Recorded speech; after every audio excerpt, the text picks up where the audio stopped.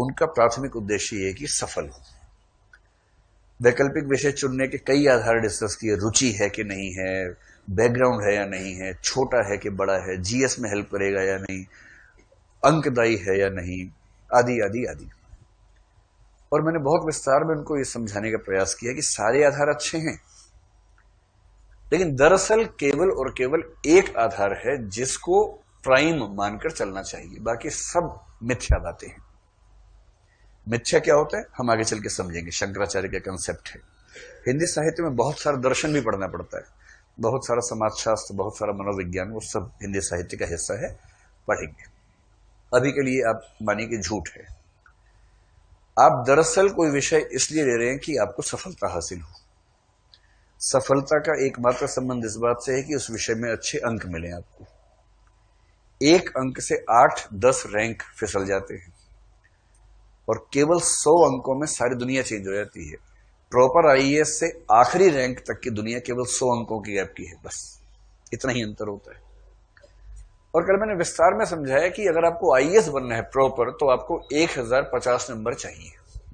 इन 1050 अंकों में से आप जीएस में कितनी भी कोशिश कर लेंगे तो 410-20 के आगे नहीं बढ़ पाएंगे।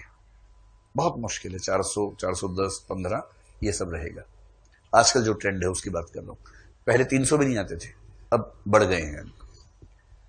आप एसए में बहुत बड़े 30 मार्क होंगे तो 160 ले आएंगे, और मैं आप सबको 30 मार्क मान लेता हूं, 160 आ गए। इंटरव्यू में 275 में से आप 175 से ज्यादा की गारंटी दे नहीं सकते।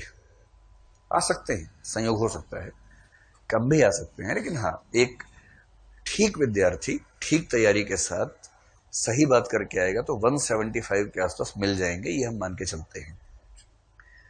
ये तीनों मिला के कितने हुए? 570, 600, 745 हुए। और 745 के बाद जो बैलेंस रह गया वो है 305। 305 नंबर वैकल्पिक विषय में लाएंगे तो आईएएस बनेंगे। इतिहास में अभी तक 2 व्यक्तियों के 300 प्लस मार्क्स है, 310, 301। राजनीति विज्ञान में एक के हैं 312। भूगोल में एक के भी नहीं है, हाईएस्ट 291 है। दर्शन में एक के हैं 311 मार्क्स, मिहिर पटेल गुजरात में आईएएस है। हिंदी साहित्य में 11 व्यक्तियों के 300 प्लस, 9 व्यक्तियों के 290 से 300 के बीच में, और 7 के 275 से 290 के बीच में है। हिंदी साहित्य इसलिए मत पढ़िए कि मैं पढ़ा रहा हूं और मैं चाहता हूं कि आप पढ़ लें मुझसे, कोई मतलब नहीं है इस बात का।